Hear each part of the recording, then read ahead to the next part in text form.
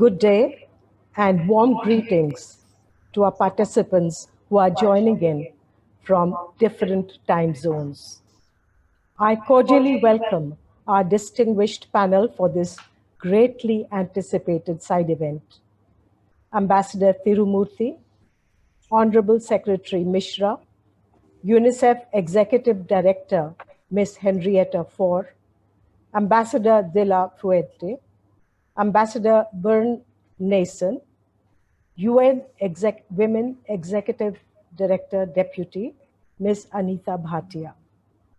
The year 2020 and 2021 now, these have been very momentous years for the world, for the member states, and for organizations around the globe.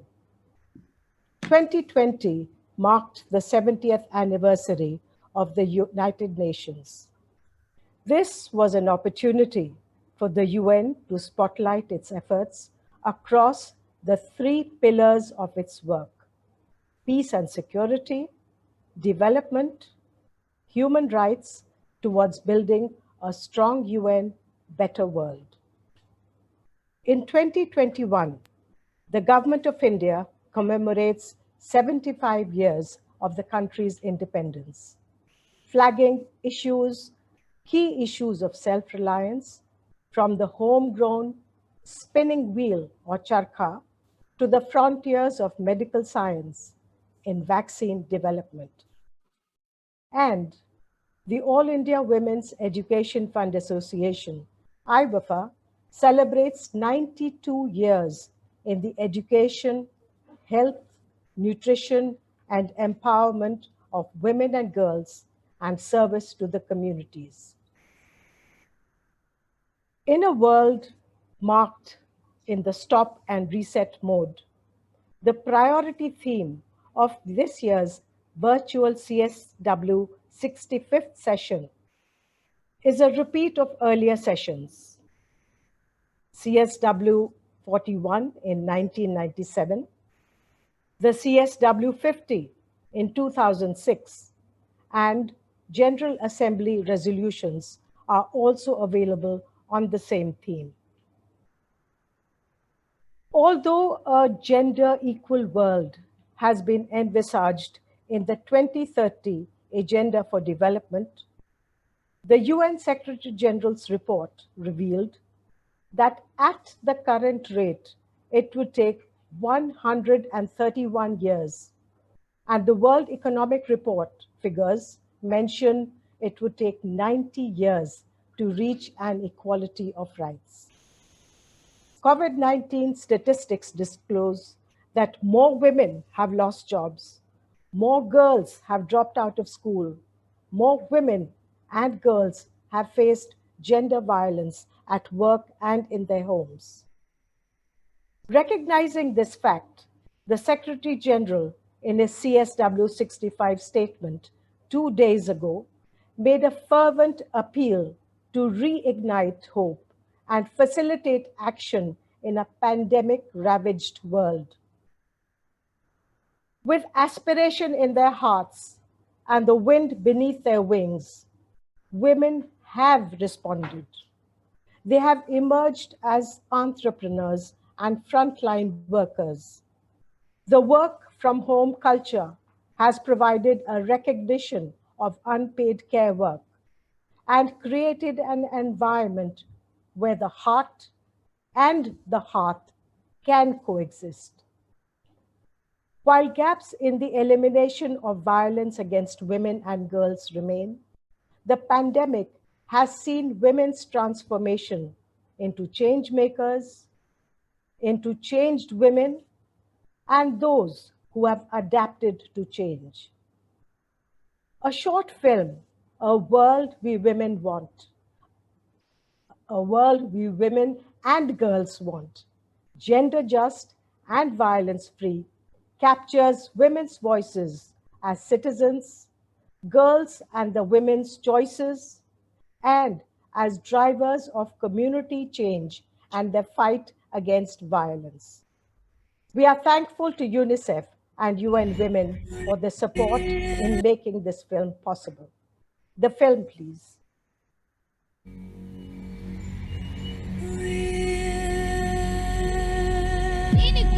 Human rights are women's rights, and women's rights As the global COVID-19 pandemic has. Together we can and must prevent violence everywhere, from war zones to people zones, as we work to beat COVID-19.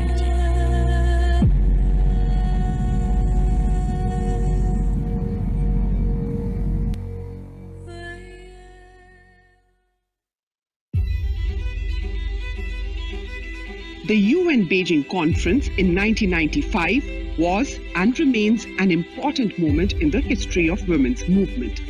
It is important for us to recognize a lot that has been gained since the platform for action.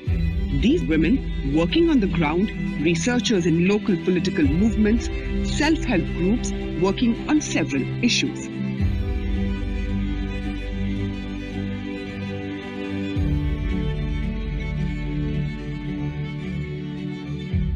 During this pandemic, as a National Institute of Virology played a very vital role, or frontline role, to combat COVID.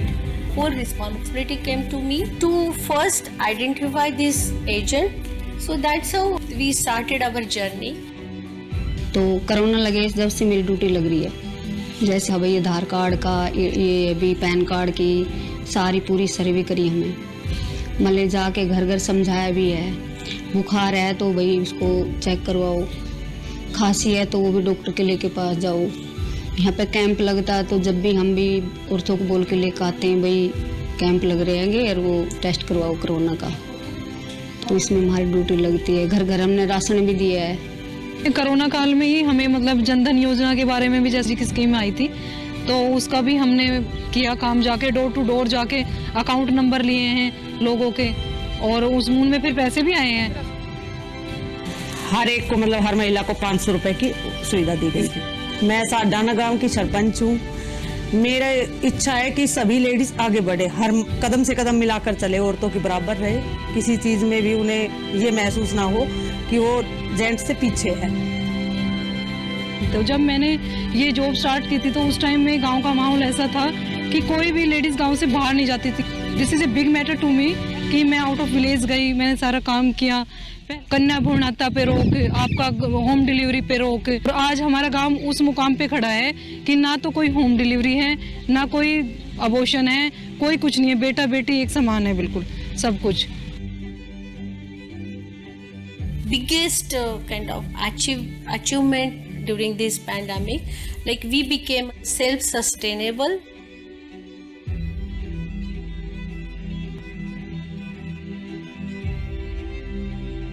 In this like corona period में teachers ने कहा कि हमारे school में एक new project launch हुआ है जिसका नाम है बोलो इंग्लिश। इसमें हमें लेवल्स दिए गए हैं, इसमें हमें ज़्यादा से ज़्यादा खेलना है जिससे कि हमारी जो इंग्लिश है वो इम्प्रूव होगी। और सबसे पहले तो मेरा डेली का यही ड्रीम है कि पढ़ना है, ज़्यादा से ज़्यादा पढ़ना है, और जो बोलते हैं कि तुम ये नहीं कर पाओगे, वो नहीं कर पाओगे, तो वही जैसे जो कहते हैं ना लड़कियाँ ये नहीं कर पाएगी, तो वही करके दिखाना।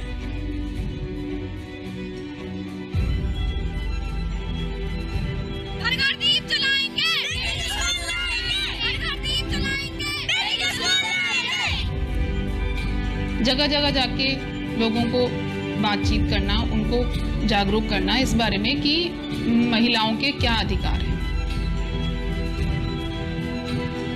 मैं एक ऐसी दुनिया चाहती हूँ जहाँ हमें किसी मिशन को चलाने की जरूरत ही ना पड़े। लड़का लड़की महिला पुरुष सब बराबर हों, हमें सोचना ही ना पड़े कि अपनी बेटी को कैसे आगे आना है ना, एक ऐसे समाज में जो समानता पर आधारित है। We need a society that knows how to respect diversity and know that women have a right to claim their freedom of voice, to make their own choices, creating an enabling environment for equal opportunities and equality in outcomes for all. We must realize that equal is more.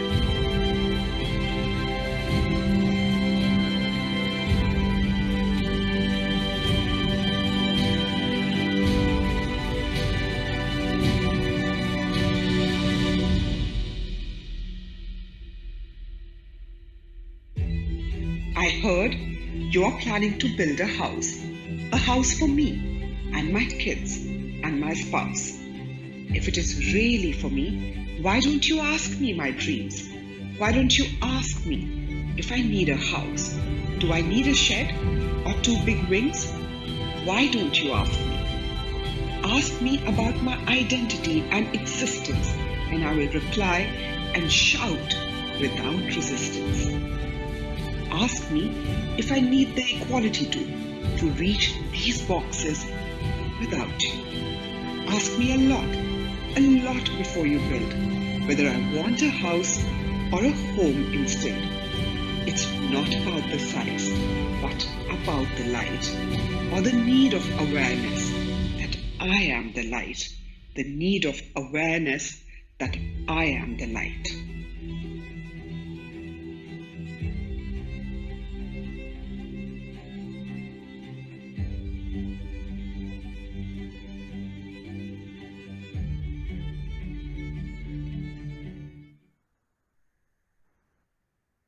Our panel event now begins with the distinguished speakers. Our first speaker is Ambassador T.S. Tirumurthy, Permanent Representative of India to the UN, and he delivers our welcome address. A career diplomat from the Indian Foreign Service, Ambassador Tirumurthy was the secretary in the Ministry of External Affairs handling the economic relations portfolio. Spanning an impressive career graph, the ambassador has also served as India's High Commissioner in Kuala Lumpur, Malaysia. Ambassador Tirumurthy is an author of 3 books: Kissing the Heavens, the Kailash Mansarovar Yatra, Clive Avenue, and Chennai Vasi. Ambassador T.S. Tirumurthy.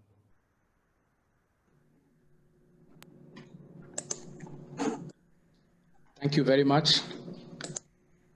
Ms. Asha Chandra, President, All India Women's Education Fund Association.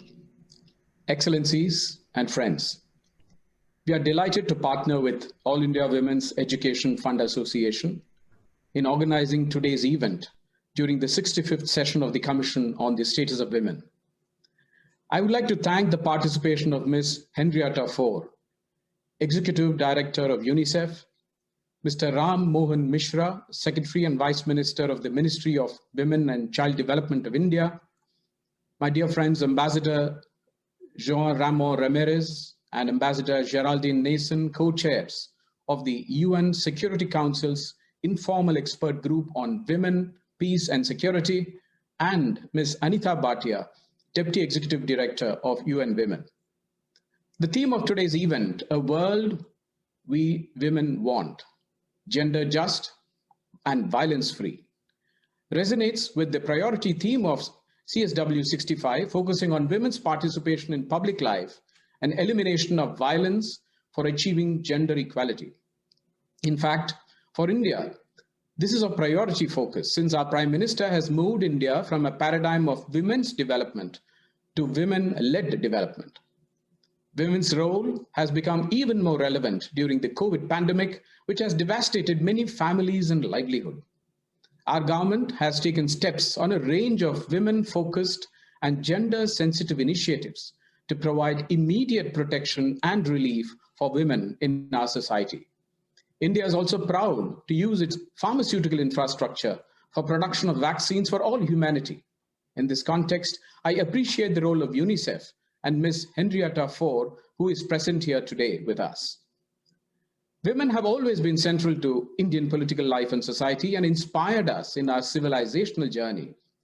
During our freedom struggle, women were at the forefront, including an all-women regiment in the Indian National Army, Rani of Jhansi Regiment.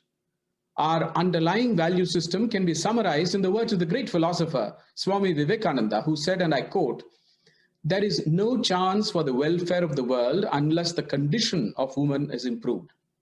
It is not possible for a bird to fly on only one wing." As a founding member of the United Nations, and since the beginning, Indian women leaders have contributed immensely in shaping the concepts and discourse on human rights and gender equality, including through leading by personal example. One such figure was Ms. Hansa Jivraj Mehta, a great reformer and educator.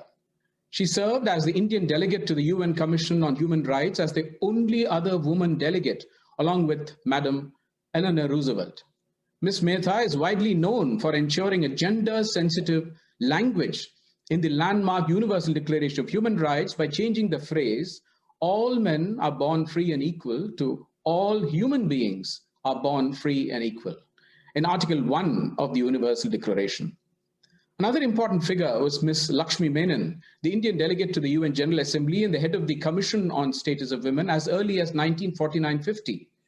She was an outspoken advocate of universality of human rights. Ms. Menon strongly opposed the concept of colonial relativism, which sought to deny human rights to people in countries under colonial rule. Menon famously called it an attempt to justify what cannot be justified.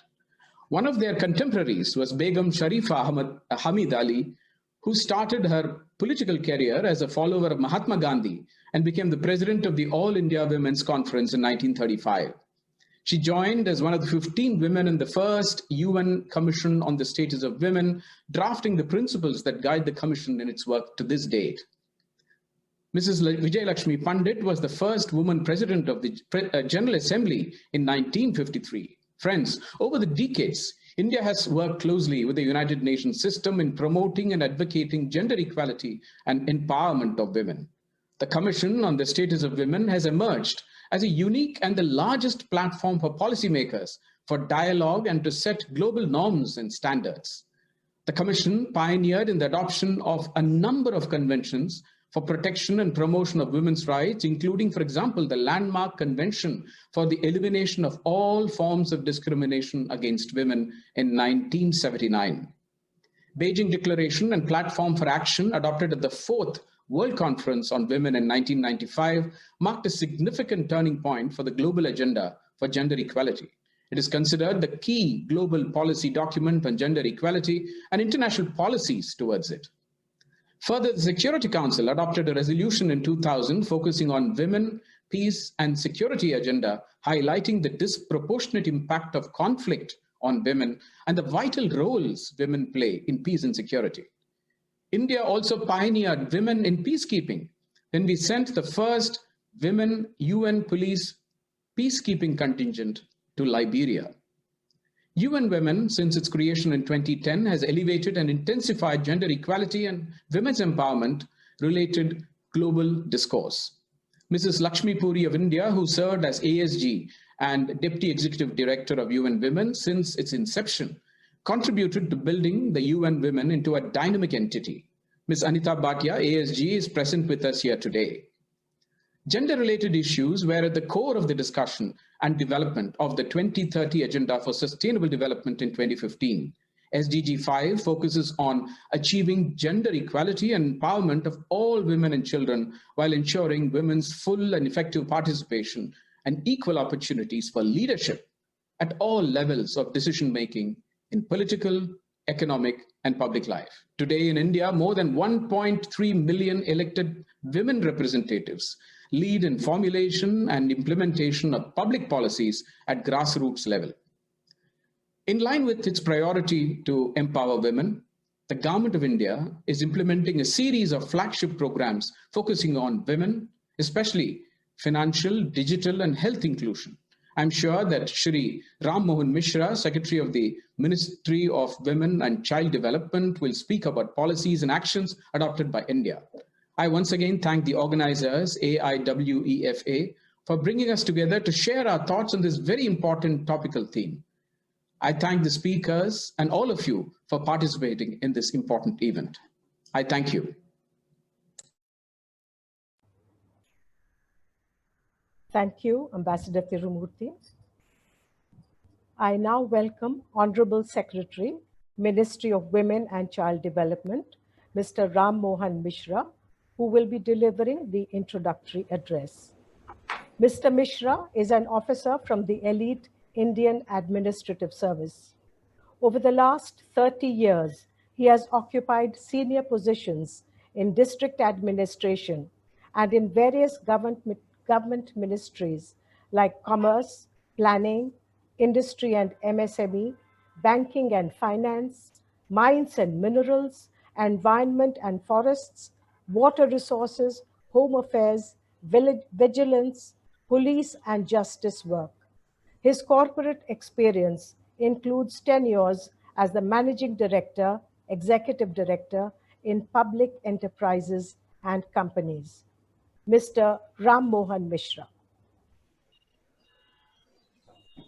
Thank you, ma'am. My greetings to the chair and excellencies and honorable delegates. I feel very honored to get this opportunity to address this August gathering on this very special occasion of side event on the margins of 65th section of the Commission on the Status of Women. As our learned ambassador has already enunciated various things which are deeply rooted in our system, in our tradition, in our culture, for respect to the women, for taking all possible measures for a dignified place to the women. In fact, in our tradition, it has always been said, the mantra for success in society has been Yatra Naryastu Pujante Ramante Tatra Devata. I just translate it for my friends from other countries. Wherever women are respected, given enough space, the place becomes divine. So that has been the undercurrent of our philosophy. And to live up to this, the nation has taken a series of measures. In our constitution itself, there are enough provisions for safeguarding the place for women, providing equal opportunities and status to the women. And there are a series of laws we have enacted, which are there to provide protection and opportunities to the women. Then in the policy space, there have been series of measures. Some of them are relating to education. Some of them are relating to nutrition. Some of them are relating to housing. Some of them are relating to having very good, clean and smokeless means of cooking. Simple things which women generally they need the most. And series of measures for protecting women from violence against themselves. And it is in this regard that particularly during COVID times, I would like to highlight this. That's our women, I salute them on this forum. They have been at the forefront of when the nation was facing difficulty. They have been front runners. So in our Anganwadis, in our health centers, ASHA, ANMs, they have been the front end of fighting this problem. And they've given an excellent account of themselves in the nation. So the government has also fully backed them in their endeavors. And it is towards this endeavor that we run, as a learned ambassador had flagged, we run a series of flagship programs. One important program which I would like to highlight is Beti Bachao, Beti Padhao. We have added one more element to this, Beti Padhao. And this is now getting backed with series of measures for women empowerment, which is in all four dimensions: social, cultural, political, and economic empowerment. And towards this end, there are several schemes and programs which have been launched. I'll just share with you a few of them. One is about skilling. And there have been focused interventions for skilling the girls and women. And skilling for both. One for them to be enabled to pick up jobs, and the skilling for entrepreneurship. So this is the first thing.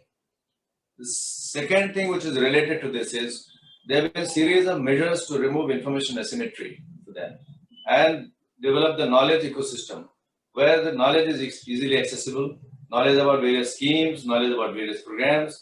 And this is why this, our ambassador mentioned about digital infrastructure being made available. So measures for removing this digital divide. And in this regard, government's rural digital literacy program has been a very front-running kind of initiative. And as far as entrepreneurship is concerned, now the government had several schemes through several ministries, but now the approach is to integrate all of them and build an ecosystem which is conducive for entrepreneurship to grow around women. And so many of them are coming through Startup India, through Stand Up India, and the Mudra. More than half actually of the people who benefited in the Mudra are the women. And market access being the core of entrepreneurship development programs.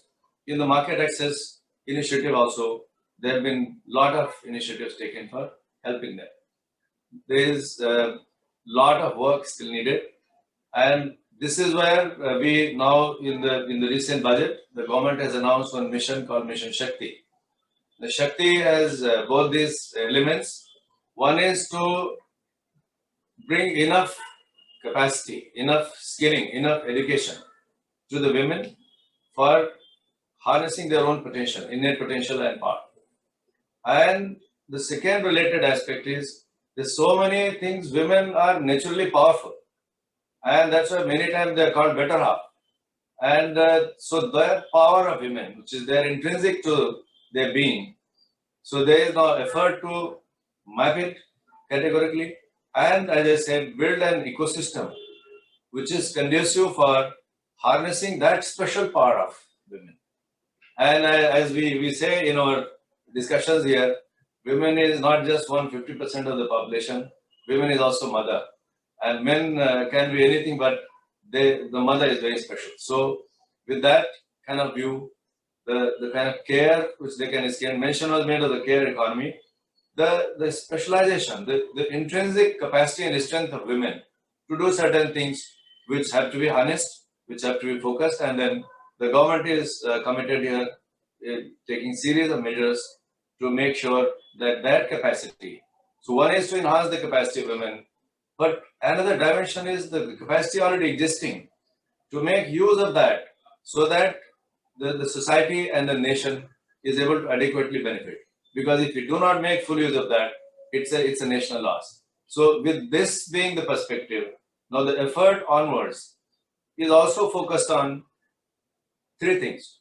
One is what is quickly to be fixed, short term, immediately. India at 75. That needs to be fixed. Then medium term and then long term linked to this SDGs. So bringing a national gender index, which will map all these key performance indicators for various stakeholders so that we are in a very systematic way moving towards that aspiration at India at 2030, that all the parameters which are required to be put in place and fixed are addressed adequately and done with. And this is why this Mission Shakti, as I mentioned, is going to roll out from April onwards. And this is where, as I said, I'm very grateful for getting this opportunity, because through this very important forum, mention has been built. This forum has done some outstanding work. So leveraging upon this, and India, our learned ambassador has already flagged, we have always been a partner to anything which is about well-being of women globally. So through this forum, I would like to extend a warm invitation to all the excellencies and then dignitaries and then participants in this program, that together, and we have been always believing in this principle of Vasudhaiva Kutumbakam, means the entire globe is a family. And when COVID has come, then the entire globe is now fighting with that problem. And therefore, we have always been cooperating globally, internationally, but never before has been in such a need that we need to participate and converge and cooperate a little more than what we have been doing. And this is why now we are engaging with all the multilateral institutions, bilaterally, whatever is possible. In our country, UNICEF, UN Women, and all other UN organizations and multilaterals, we are engaging with them. And together, through this forum particularly, I'll say, because this is about women, and all other fora, we have to learn a little more from one another. We have to develop, just like I said, KPIs for within the nation. But time has come that we as a global human community, we need to identify KPIs for shared responsibilities at the global level. And women, as I said, are not only just 50% of the population. They are the better 50% of the population. And therefore, when paying attention, that resource, which is very special about them, if we don't make full use of it, we actually miss something. So we all together, men and women together, this planet to be a better place to live in, little more exuberant place to be in, little more peaceful place to be in, and little more better place where we can celebrate the life a little more. So COVID has, of course, thrown so many challenges, but I am sure with our resolve, with our commitment and determination, together as a global community, we'll not only fight with it, we'll emerge bigger and better and stronger. This is also time for gig economy. And the women, whenever they were facing problems of going to the physical workspace, Now, since there is a time for digital space preeminence, then there is a new opportunity opening for women. And this is where together, let's, as I said, harness these opportunities. Once again, I am very grateful for this opportunity, and I look forward to enhancing the collaboration between the countries, between the fora, and internationally. We would be available as a proactive key partner. Thank you very much for this invite. Thank you, Honorable Secretary, Mr. Ram Mohan Mishra ji. It is now my pleasure and honor to introduce the event's keynote speaker, Executive Director, UNICEF, Ms. Henrietta Fore. Appointed UNICEF's 7th Executive Director in 2018, Ms. Fore has an impressive career that spans more than 4 decades. She has worked to champion economic development, education, health, humanitarian assistance, and disaster relief. She has served as the administrator of the U.S. Agency for International Development, USAID, the Director of United States Foreign Assistance, the Undersecretary of State for Management, and the CEO of the US Department of State. And she has also been the Director of the United States Mint. Immediately prior to her appointment with UNICEF, Ms. Fore was chairperson of the board and chief executive officer of Holzman International, a manufacturing and investment company. I have the honor to introduce Ms. Executive Director, UNICEF, Ms. Henrietta Fore. Thank you very much, Madam President. And it is a delight to be with all of you today. So, Mr. Secretary, Ambassador Tirumurti, Excellencies, distinguished delegates, and friends. First, thank you to the All India Women's Education Fund Association for your leadership and for bringing us together during this very important week. UNICEF believes in the power of organizations that are led by women and girls. These organizations make fundamental and lasting changes, not only for their own lives, but for future generations of girls. This must include standing together united against gender-based violence. COVID-19 has given all of us a harsh wake-up call and a reminder of how much work we have to do in gender-based violence to make it a thing of the past. Under the pandemic, women and girls are facing barrier after barrier to their safety and well-being. Lockdowns, school closures, restricted movements, confined living spaces, and economic stress, anxiety, as well as deteriorating mental health. One by one, these are recipes for increased violence against women and girls, including femicide. Taken together, these challenges are putting at risk an entire generation of progress on gender inequality. On closing these gaps between girls and boys and men and women. But we know what needs to happen. The first focus, and India has shown us, it must be to ensure that protection services are recognized as an essential during the pandemic, but also after the pandemic. India has done exactly this. The Ministry of Women and Child Development declared the Child Helpline, Childline 1098, an emergency service. It reported a 50% increase in the number of calls that children in distress were making during the first few weeks of the lockdown. And around the world, services like this have been woefully underfunded, even before the pandemic, and we need to dramatically scale up funding for these services in the years ahead. Our second focus should be on putting the needs of girls at the center of national recovery efforts. We cannot lose a generation of girls to the economic and social impacts of the pandemic. This means getting girls back into school. In India, school closures due to the pandemic forced 286 million children to learn from home. Despite the efforts of government and civil society and private actors coming together to roll out a wide range of remote learning resources, students, especially girls, are falling behind. And I must compliment the Secretary on the government's skilling programs for girls. But all of this has exacerbated the fact that fewer girls than boys have access to mobile services in their homes. Girls have less time for learning activities, mostly because a higher proportion of girls, 71%, report being engaged in chores and care more than their brothers. We also need to ensure that any economic recovery plans put the safety of women and girls at the center. UNICEF has developed a due diligence guide to help investors do this. We already know that crises, conflicts, and natural disasters and health emergencies like COVID-19 result in increased violence against girls and women.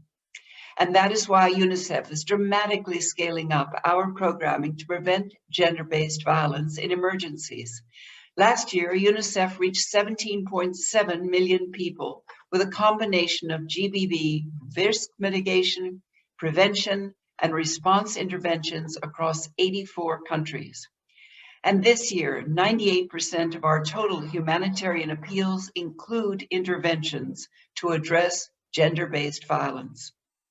In fact, over the next 5 years, UNICEF is committed to reflecting gender across our programming, from nutrition to WASH to health to education, to ensure that we reduce risks of gender-based violence at every step.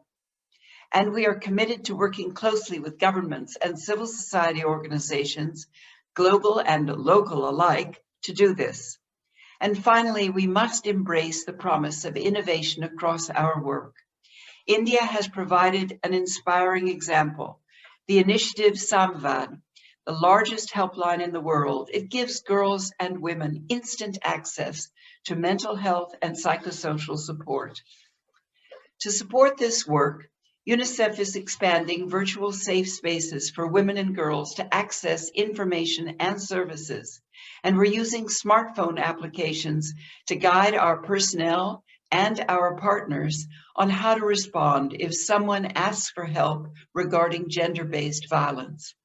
Throughout, we need to work as one, as partners and allies dedicated to ending the scourge of gender-based violence everywhere. So let us join forces, let us call on governments and private partners alike to embark on 4 areas of acceleration. First, to increase investment to address violence against women and girls. Second, to encourage private partners to look at their operations through a gender lens by prioritizing service delivery to girls and women and mitigating any risks when they invest. Third, to ensure that COVID-19 recovery plans and all public health preparedness and response processes going forward prioritize the needs of girls and women. And fourth, to continue developing bold and innovative solutions, delivering for and with girls and women. We cannot allow COVID-19 to reverse our progress. So let us stand together and let us gather others to our cause.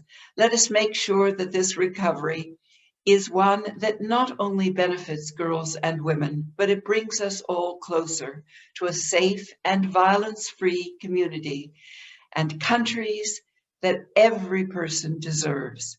So thank you, and back over to you, President Asha Sandra. Thank you. Thank you very much, Executive Director UNICEF, Ms. Henrietta Fore, for delivering the keynote address. I now have the honor to invite Ambassador de la Fuente to deliver the special address. The ambassador is the permanent representative of Mexico to the United Nations. Ambassador de la Fuente is an illustrious scholar and public intellectual. an emeritus professor of psychiatry. He has trained at the Mayo Clinic in the United States. He has been Mexico's Minister of Health, and it was during his tenure that he created the National Commission of Medical Arbitration to defend patients' rights. Ambassador de la Fuente has a long and distinguished association with several UN agencies like UNESCO and UNDP, where he has served as the chairperson, a member, or as an advisor. It is my honor to present Ambassador de la Fuente to deliver the special address. Thank you very much, Madam President. Good morning, Mr. Secretary, Madam Executive Director of UNICEF, distinguished panelists. I appreciate very much the invitation extended to Mexico to participate in this event, and I congratulate the organizers, in particular the Permanent Mission of India to the United States, my good friend, Ambassador Tirumurti, and the All India Women's Education Fund Association for this initiative. The priority theme of this year's Commission on the Status of Women is both very important and very timely.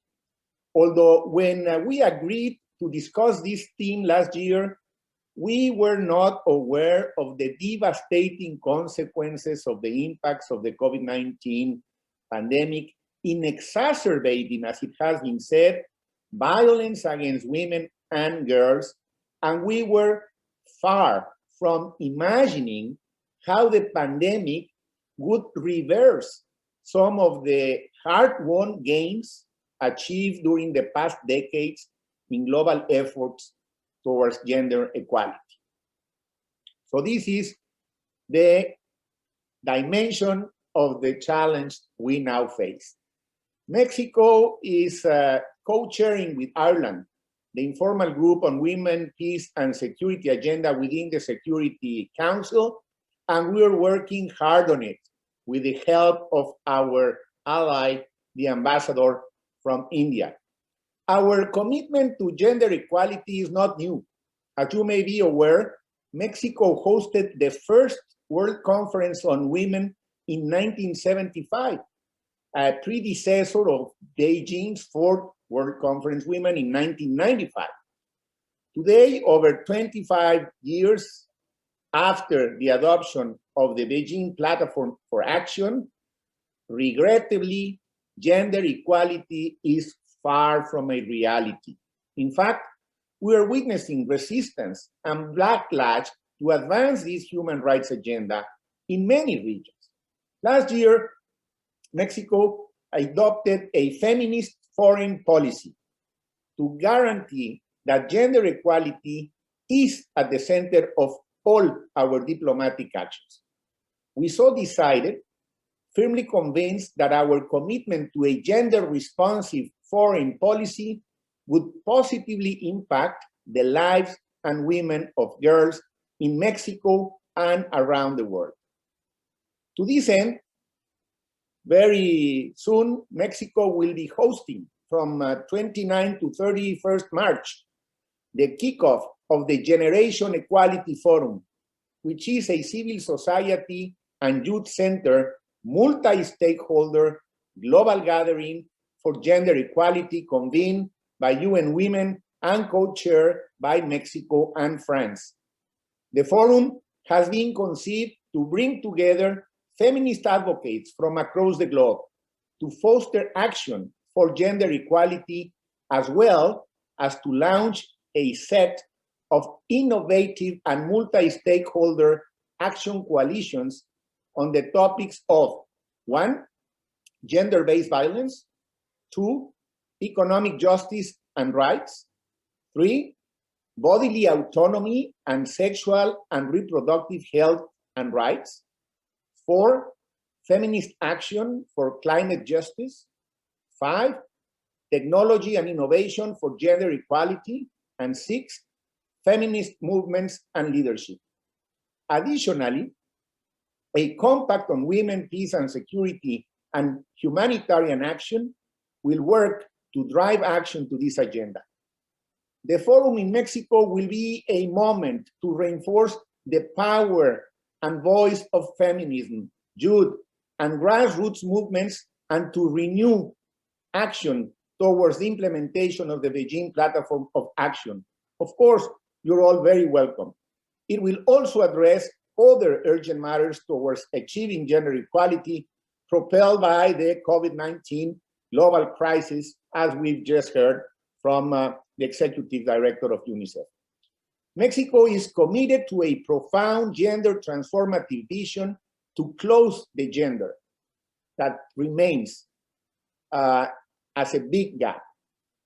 But we've made some interesting achievements that I will very briefly share with you.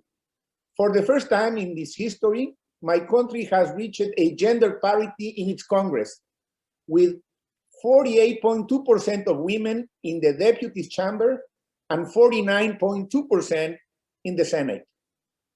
Following a landmark constitutional reform mandating political parties to ensure gender parity in their candidacies. I think that was very important. In 2019, another constitutional reform was also approved to guarantee gender parity at all levels. This is federal, state, and municipal, and in the three branches of government. We are convinced that participation and leadership of women in public and political life should be approached in a holistic manner. This is by eliminating barriers against women and girls in all areas, in private and public life, and both online and offline. However, we are still facing huge challenges for the achievement of gender equality. Domestic violence and other forms of sexual and gender-based violence have also increased as a result, amongst other, of the lockdown measures that force women to stay at home. Calls received by emergency helplines reportedly increased by more than 50%, and in some cases, they even tripled, because many women were with their aggressor all the time, without their support networks. The government is redoubling its efforts, implementing public policies to address the negative and social and the persistent power imbalances from which gender-based violence originates. To prevent gender-based violence, we launched a video through the Spotlight Initiative in Mexico with the support of UN agencies and the European Union, and it's been of much help. It aims to reassure at-risk women that there are institutional and other organizations ready to provide services and keep them safe at all times.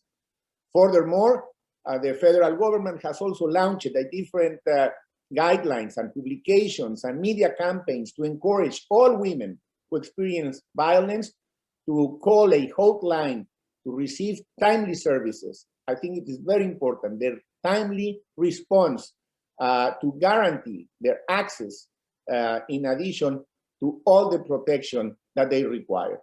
Other local initiatives have been implemented trying to ensure that the majority of the first responders of the hotline services are women, understanding that women trust and open up more to female officers. Although these measures have helped to empower women, support survivors, and amplify their voices, it is clear that there is still much more to do to guarantee a life free of violence for every woman and girl in the country. The achievement of gender equality and the empowerment of all women and girls must be our top priority to ensure a long-term pandemic recovery, but also for achieving sustainable development, promoting peaceful, just, and inclusive societies, enhancing sustainable economic growth, and ending poverty. I look very much forward to hearing the deliberations on best practices and partnerships towards this goal, and thank you very much again for allowing me to be part of this important event. Thank you.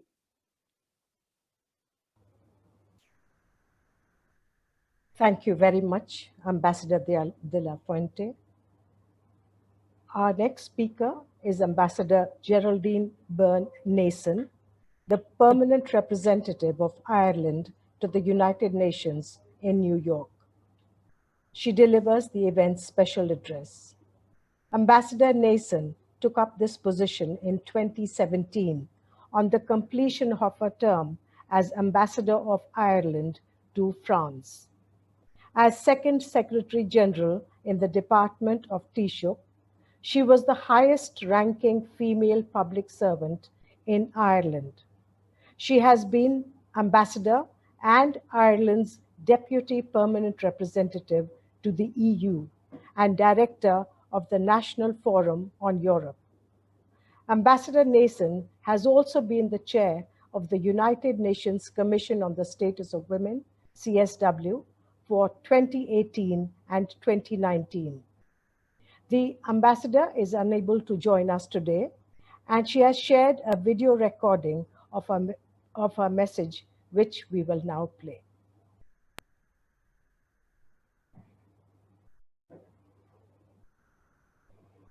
Thank you to the Permanent Mission of India and the All Women's Education Fund Association for organising today's timely event as part of the 65th session of the Commission on the Status of Women. It was one of the great honours of my life to serve as chair of the Commission on the Status of Women for 2 years. The CSW itself is an uplifting and energising moment each year in our UN calendar. What makes it particularly special is the participation and leadership of civil society. Civil society is the beating heart of the CSW. I'm delighted to share the virtual stage with civil society, fellow member states, and UN representatives. Events like this one bring together a variety of perspectives on how we advance gender equality, capture the true spirit of the CSW, even when we can't be together in person. Many of us had high hopes for 2020 as a year for progress on gender equality.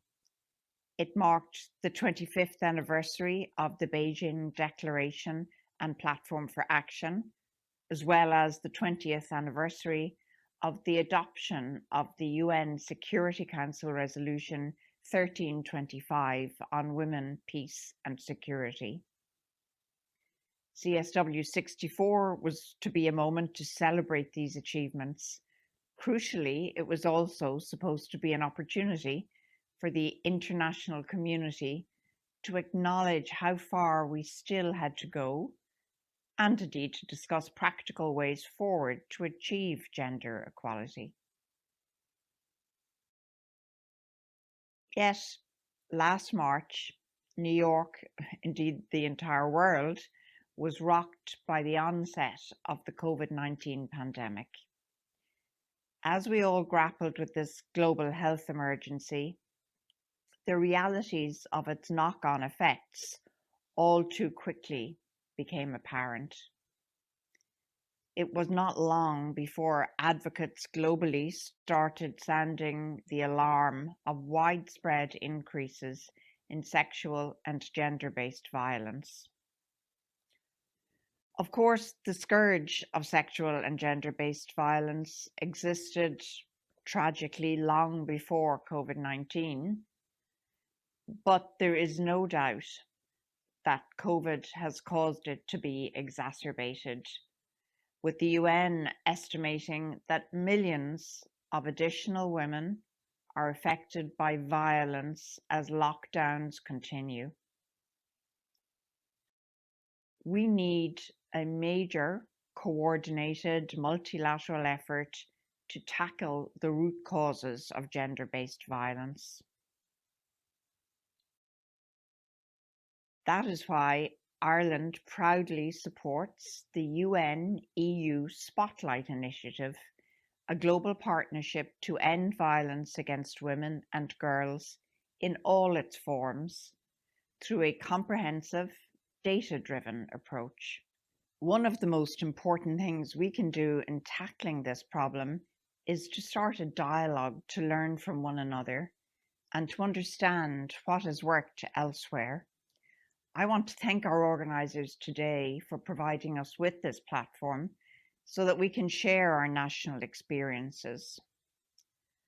Ireland has taken a proactive role and many steps to monitor, address and stamp out domestic, sexual and gender-based violence, especially during COVID-19. The actions we've taken cover three broad areas. First, raising awareness of the services and supports available to victims and survivors of domestic abuse. Second, maintaining, prioritizing services for those who need them. And third, ensuring access to justice and to protection. Examples of Ireland's response include a nationwide awareness campaign using both traditional and social media to help those experiencing abuse to seek support. Our National Police Force also devised a special response programme to check in with individuals who previously reported domestic abuse in case they found themselves vulnerable in a situation during lockdown. We also recognise that working with non-governmental organisations is key to reaching all those at risk of sexual, gender-based violence. Since the onset of the pandemic, the Irish government has engaged intensively with civil society to ensure adequate funding and coordination efforts are in place to meet growing demand. The work of the courts, like every other aspect of society, has been affected by COVID restrictions. But we know that we must ensure that survivors of violence can access justice. A number of our justice services in Ireland are giving priority to domestic violence cases and adapting through rapid upskilling and other programs to give these cases the attention they deserve. We look forward to hearing about other initiatives. Friends, a final word.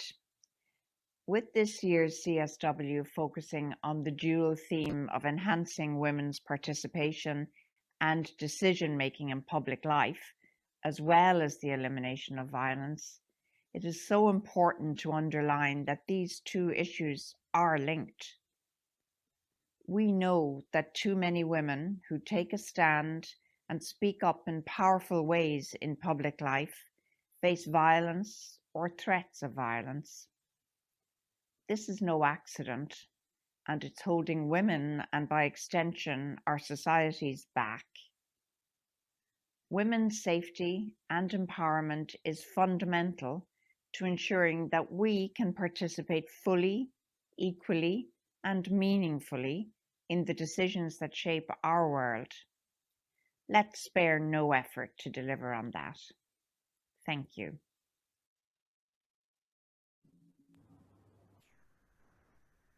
Thank you, Ambassador Nason.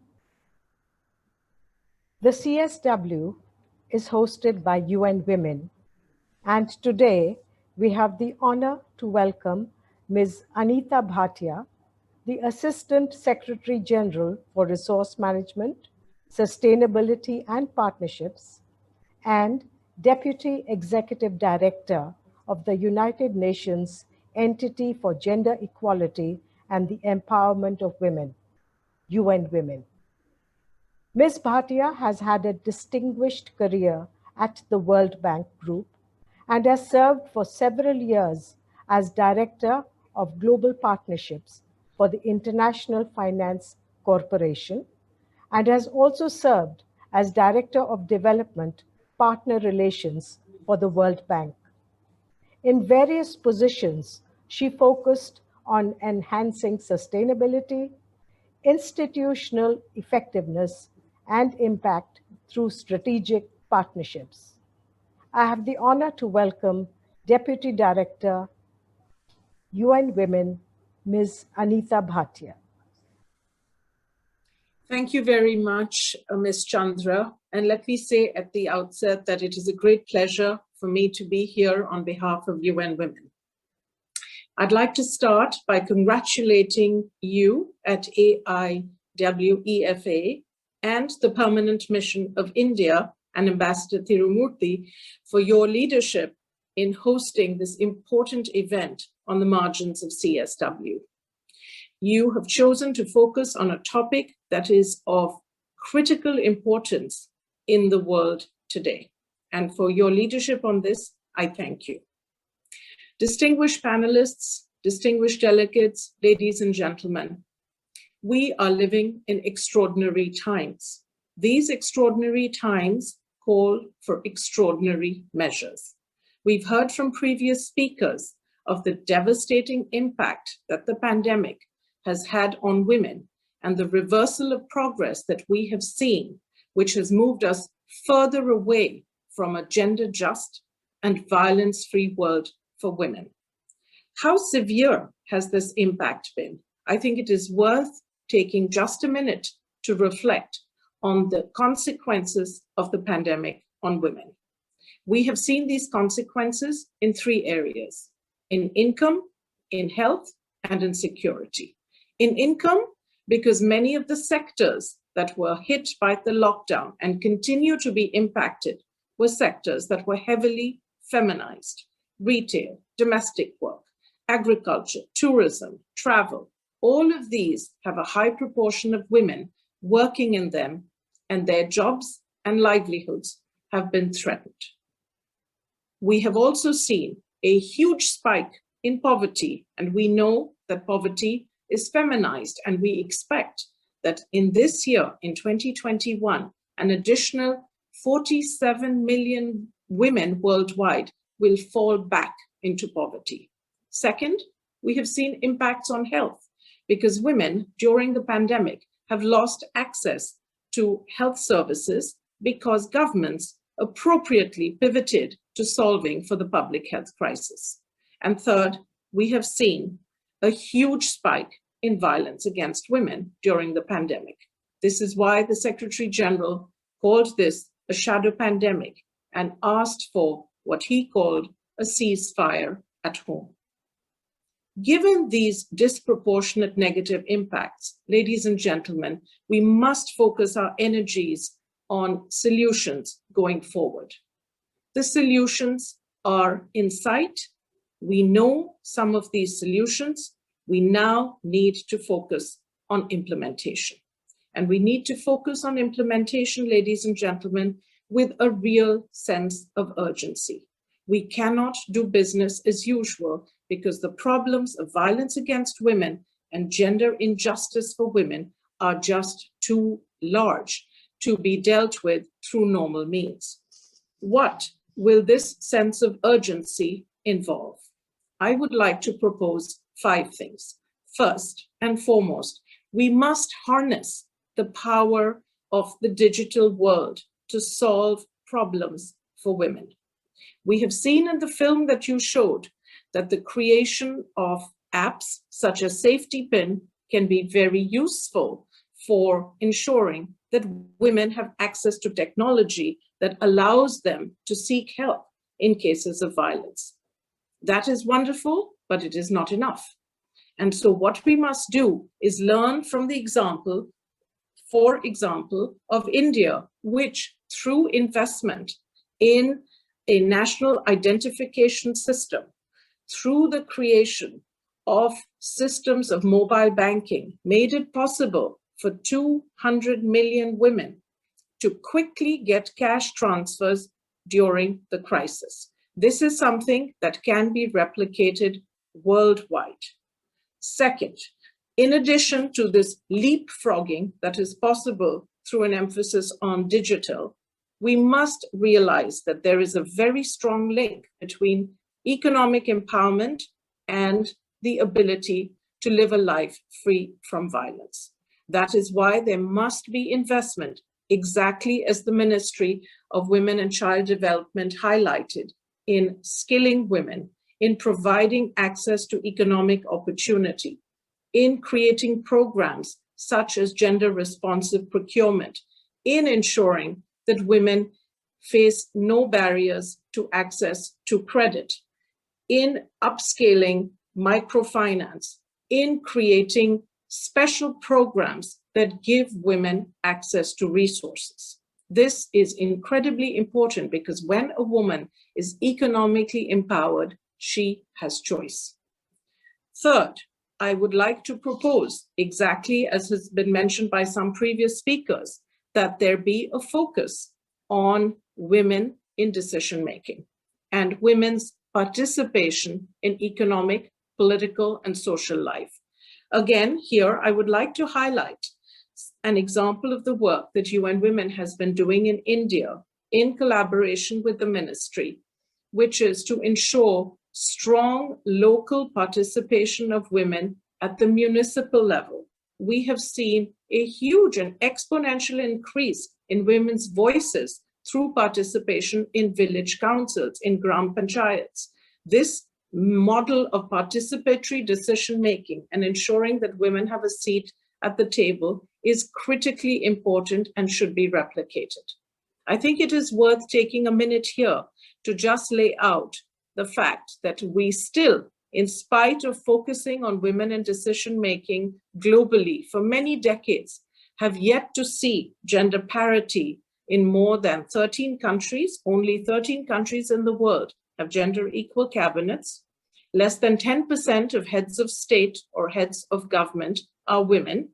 And we know that worldwide, only 25% of parliamentarians are women.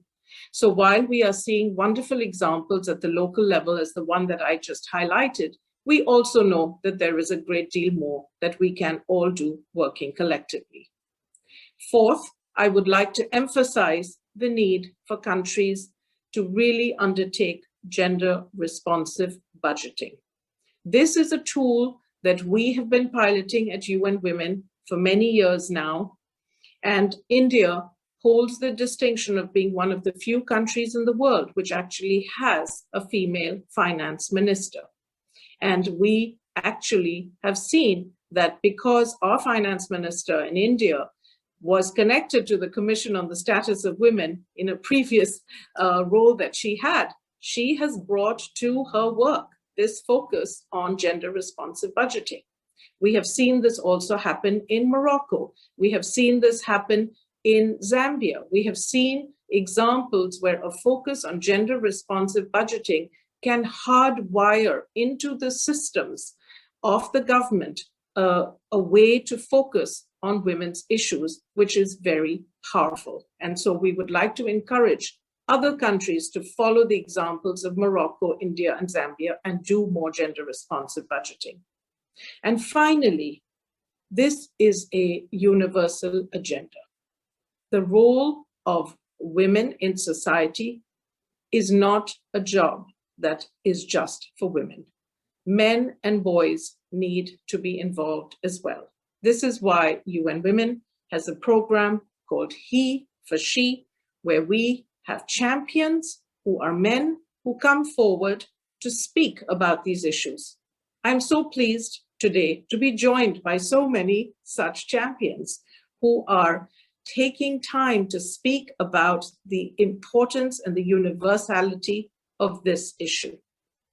I would like to congratulate the Ministry of Women and Child Development for laying out a really pragmatic and ambitious program for reaching the Agenda 2030.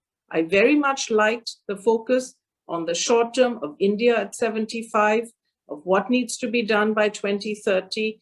And I want to congratulate Minister Irani for her leadership in laying out clearly how, starting in April, a series of initiatives will be launched to further this agenda.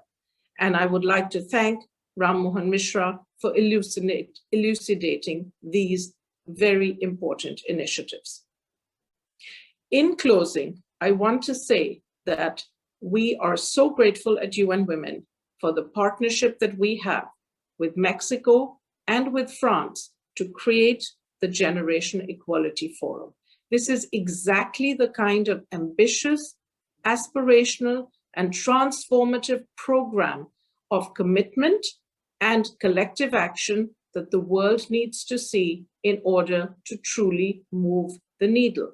We will not be able to bring about a change in the lives of women and to create a violence-free world if we do not create platforms for collective action, knowledge sharing, peer-to-peer learning, and joint ambition. That is exactly what Generation Equality provides us. And I want to encourage each and every one of the participants who have joined us for this session today to go to the UN Women website, to register for these events, and to join us in our clarion call to achieve gender equality and women's empowerment in the decade of action and by 2030. Ladies and gentlemen, gender equality and women's empowerment is everybody's business. If we work together and we ensure that we, through systems such as the United Nations, but also through national development priorities, such as women-led development, are putting women at the center of building back better, I am confident that not only will we be able to build back better, we will build back equal. Thank you very much. Thank you very much, UN Women Deputy Executive Director, Ms. Anita Bhatia. I think there are a lot of takeaways from the panelists' discourses and special addresses and the keynote address. And we look forward to taking this further. May I now request AIWEFA Joint Secretary, Ms. Chitra Sarkar, to present the concluding remarks and vote of thanks. Ms. Chitra Sarkar. Thank you. Namaste. On behalf of the All India Women's Education Fund Association, New Delhi, and the Permanent Mission of India to the United Nations, New York, I would like to convey our appreciation to our distinguished panelists for joining us today. The shadow pandemic of gender-based violence that occurred in the wake of COVID-19 showed us that it is still too early to celebrate the outcomes of Beijing 95 and UNSC 1325. Peace and security for all women remain to be achieved. Even before COVID-19, 1 in 3 women faced the threat of domestic violence. During the pandemic, this increased by 30 to 40%. Almost 60% of women were affected by unemployment, domestic violence, or an additional burden of housework and childcare in the past year. When schools closed because of COVID, the education of 1.6 billion children was interrupted, according to the World Bank. When girls drop out of school, they rarely return. Child marriages saw a global spike. UNICEF estimated that 10 million more girls will become child brides as a result of COVID. The efforts that had been made so far to end child marriage have been significantly disrupted. Our panelists highlighted these and other issues that must be tackled on a priority basis and suggested valuable solutions to achieve these ends. Their insights will help civil society to formulate a better response in moving towards a world that is more gender just and violence-free. Ambassador Tirumurti recalled India's ancient traditions of gender equality, now reflected in the country's priority of women-led development. He remembered Indian feminist pioneers Hansa Mehta and Lakshmi Menon, who incidentally were among our own inspirations in the early years of AIWEFA. Secretary Mishra outlined Indian initiatives for the protection of women especially the program called Beti Bachao, Beti Padhao, and the emphasis on skilling and digital literacy. He recognized the innate power of women and the need to harness it. Mission Shakti, which means mission power, will roll out next month. Ms. Henrietta Fore, Executive Director of UNICEF, emphasized the importance of standing together against gender-based violence in her keynote address. She enumerated the many disadvantages women faced during COVID-19 and suggested a four-pronged approach to combat them.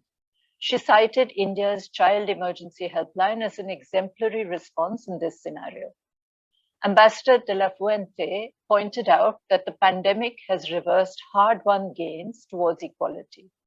Mexico has adopted a feminist foreign policy in order to positively impact the lives of Mexican women and will host a platform along with UN Women to launch an innovative action coalition against gender inequality. We were privileged to have Ambassador Nason, a former chair of UNCSW, address us via video. We thank her for confirming the benefits of a partnership between governments and NGOs in building a better society. Here, I would like to reiterate that AIWEFA is grateful to the Permanent Mission of India to the United Nations for believing in this reality and partnering with us at this event, as also the Ministry of Women and Child Development, India. Ambassador Tirumurti, Secretary Mishra, we are indebted to you for adding your powerful voices to ours. Ambassador Nason shared the important measures initiated by Ireland. Dialogue is important. Learning from best practices of other countries is important. We must raise awareness at a national level and prioritize service to women who suffer. We must protect those who speak up and ensure that their voices are heard. Ms. Anita Bhatia, Deputy Executive Director of UN Women, said extraordinary times require extraordinary measures. Income, health, and security have been badly affected, especially in areas which employed women in larger numbers, causing them to fall further into poverty. We need to focus on the implementation of solutions urgently. The power of the digital world must be harnessed. We can learn from the example of India, which invested in this sector successfully. When a woman is economically independent, she has choices. This must be supported. She pointed out how India's female finance minister has successfully brought in gender budgeting. There are therefore some clear pathways towards the goal of a society that is gender just and violence-free. The United Nations has urged governments to repeal discriminatory laws, ensure equal participation in all fora, including Parliament, support and protect women in the workforce, give them access to credit, and strengthen the care economy. Take active measures to end violence against women, and seek out young women leaders to reset the decision-making process. Women need to be front and center in the recovery from the pandemic. It is only when enough women participate in and make decisions in public life that we will be able to combat gender-based violence and inequality and look forward to the world we women truly want. Thank you. Namaste.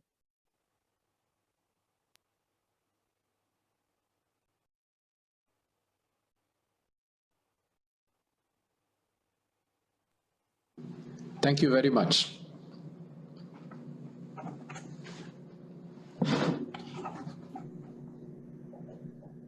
Thank you for supporting AIWEFA. Thank you so much. Thank you, sir. Thank you. Thank you. Thank you, everyone. Bye-bye. Thank you and namaskar.